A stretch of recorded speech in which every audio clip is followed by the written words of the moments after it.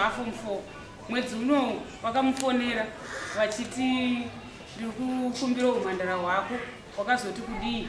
pane zera randaida kuti usvike ezvino zvirasvika saka ndakabva ndavafona kudaro mwana abva vanhu ari kugara navo ndobva vata nyaya yakaoma handisi kutenda kuti ndizvo saka vakazoti iwe chienda unotaura futi nababa wako zvakanaka tinzwisise neno handisi kuzvibhiliva saka mwana akazonditora futi foni ivo vanga vapo vabva vatonyepa kuti akutovanyepera kuti ndiri kuhuni unani ndiri ndega